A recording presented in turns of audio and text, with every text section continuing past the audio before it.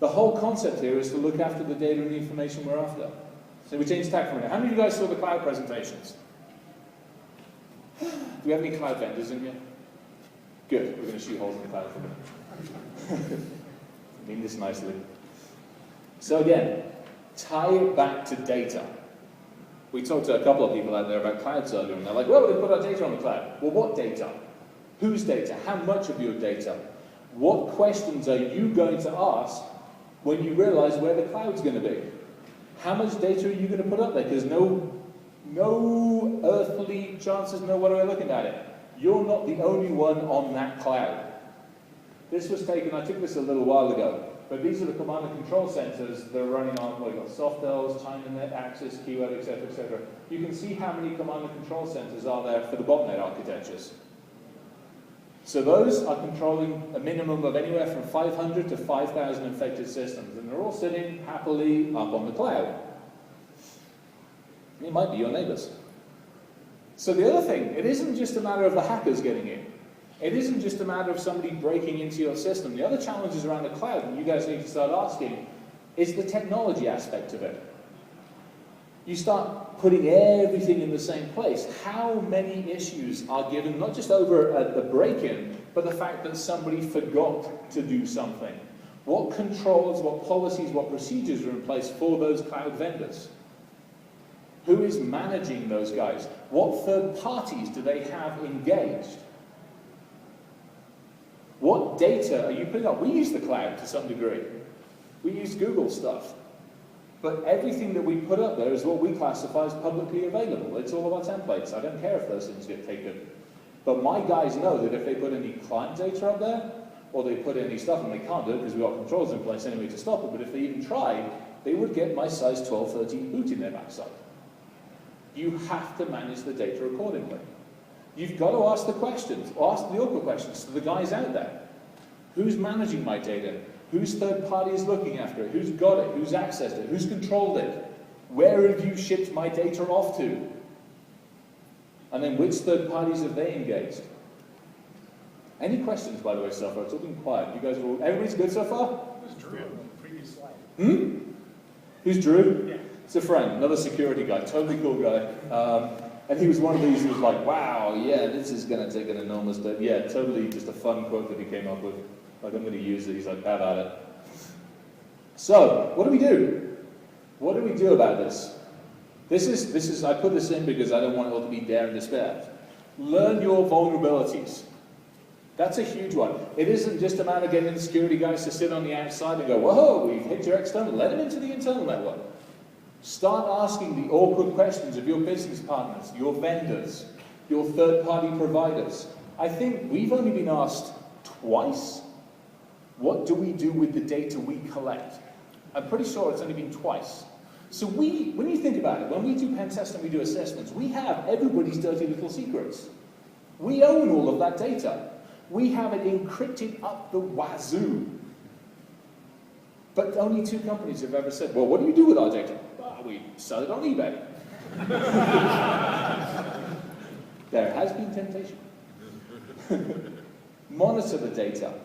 Manage the controls. And we hit this one a couple of years ago when I presented.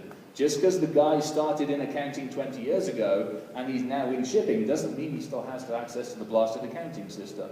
Manage those controls better. The appropriate protections. This is huge. This is something we do as we go through, as Jay likes to put it. When we finish doing a pen test, it feels like we need you in the stomach and kick you in the shins. We do help you get back up again. And we will leave you with a laundry list, but we help you prioritize. No different than any of the other organizations should be doing. Help prioritize the appropriate measures. There we go, organizations. This is good. We are pack rats. We love our data. No two ways about it. Everybody does. I'm terrible at it. But I also make sure it's encrypted. But do you have to have all the data you collect? Are you making yourself a bigger target? Same with storage, same with the access controls. We've hit this one. Disposal, for crying out loud. Stop selling yourself to the schools with the hard drive still installed. Please. Little Johnny who goes to school does not need to know your corporate financials. Please. When we do assessments on the school, I don't want to find your corporate financials on them. Donate the stuff to the school, take the blasted hard drives out, buy them new hard drives and take it as a tax write-off. It's a lot simpler, a lot less hassle, and it means you won't get in trouble. And it's a feel-good factor. So, data center cookery, we had fun with this. So the military boys came to us and said, we're worried about the cloud. And we're like, yeah, that makes two of us. They're like, no, we're worried about people putting everything in one place and somebody will drive up and blow it up. We're like, you like your explosives? And they're like, yes, I do. We're like, okay, keep the explosives away for the minute. How about we try and actually kill the data center without blowing the blasted thing up? It's a nicer thing to do, more civilized. So in doing so, how many of you guys run or are in or have data centers? Most of you, I'd imagine, yes? The HVAC system, so your heating, your controlling, and all this stuff. Most of that is outsourced, yes? You don't want to look after the Lieberts and the GEs and whatever. You have a little man that comes up in his van, or in this case, he plugs into the internet. He goes into the data center system and goes into the UPS room, the control room, and everything else, just the same as we did. They left the defaults in their data center. So we got into the HVAC system. Now, being conscientious citizens that we are, we realized that computers work when they're really hot. So we turn the temperature up and the air conditioning off. It's good, it's an environmentally sound thing to do.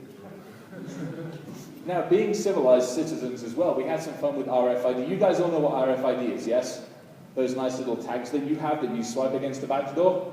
So we had our little clone one. They had the real one here, and then we put ours next to it. And as they walked up to the door and went, oh, this is broken, we'll swipe hairs instead. They did.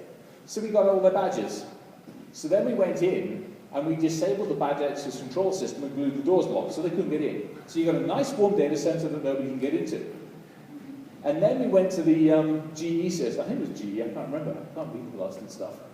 Anyway, we went to their big UPS-y, GE power things. He's going to shoot me again. We went to those blasted things, and we turned them off. So we made a 70,000 square foot heatsink. It was fun, and no explosives were used. So what else do we do? How do we fix this problem? Well, obviously, we must throw more hardware at it. We have to. We need more shiny things in that rack of ours, or racks.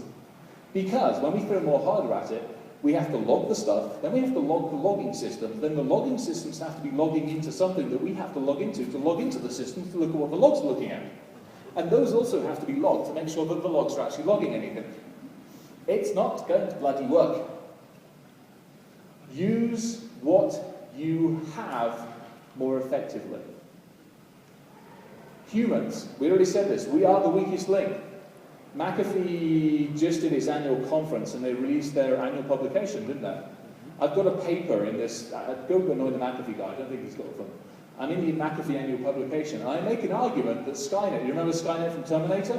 Skynet was right. We're awful. We can be trained though, if somebody takes the time. We are the weakest link, but we're actually probably the easiest one to fix. Sometimes it takes a baseball bat or public whipping, but occasionally it just takes learning and brown bag sessions.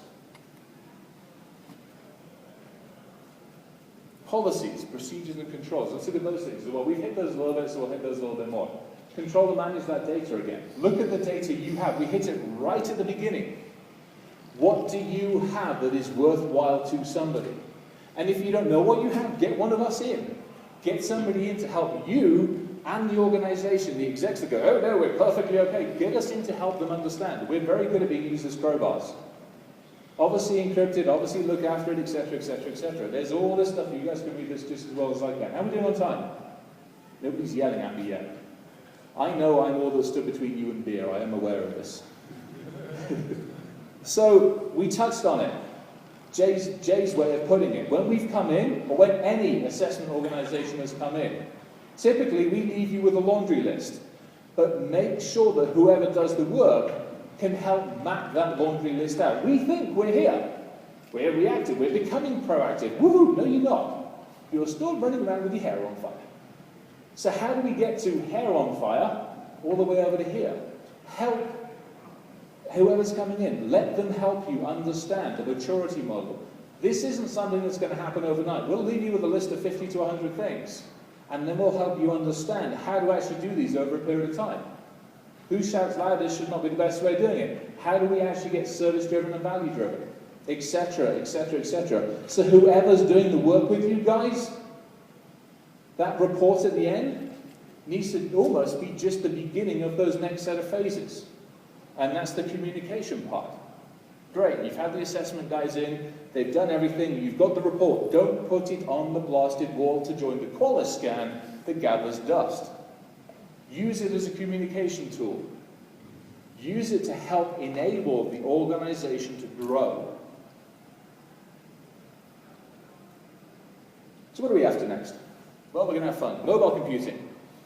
Many of your organizations have started looking at, the iPads, the iPad 2s, the Zooms, and all the other little ones that are running around, the mobile data. What's going on? How's it going? I haven't even touched it. There's been a couple of other talks that should have been talking about some of this stuff. But how do we get into it? How is it accessed? How is it broken into? Same as the insider threats. It's a part of the one. Organizations trust their employees. I get it. We have to be friendly, but that doesn't necessarily mean that we have to trust them. I mean that nicely, because we do like our employees, but at the same time, you have to put the controls and the protections in place. And it isn't just trusting the employees. If I can't break into you guys, I'll go after one of your employees. I'll go after your business partner. Especially if I've been engaged to get into your organization. We'll find a way, and we have yet to fail to break into anywhere, including that place with all the blasted barbed wire. So, I put this one in. If we take all the lessons we've gone through, and we take the concept and the idea, you guys know what a Patriot missile is? Yes, it's kind of cool, they're fun. I've got a picture of one. Not one that we own. We take the card in. So the phase 1, phase 2, we do our digital footprinting. We know what to look for, we know how to look for it. Now we find out what the architecture is. Why? Because somebody inside the organization has posted on the internet, hey, I need help with this server, or this system, or this architecture, same as your guys do. We know the components because the organizations involved have posted them on the internet. Hey, we're helping this company build X, Y, Z. We know what the communications are because, again, it's posted out there. We know what the systems are. We know what the methodology is because the DoD posted it out for us, bless their cotton socks. And now all I need to do is relearn Cordic programming language. And we did that. And as Jesse will attest to, we have the guidance control chips to actually drop Patriot missiles into his back garden. But he won't let me do that.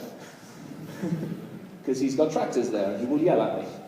And that will not be nice because he can shoot. We all go chasing after APTs. How many of you guys know what an APT is? Advanced Persistent Threat, for those of you that don't.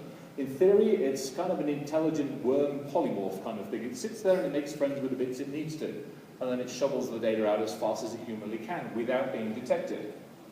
You don't need to worry about that. Fix the basics. Take the defaults off the blasted firewall. Stop posting the configs on the internet. Fix the easy, simple stuff. Fix the users. Don't let me come into your organization and plug into your conference room.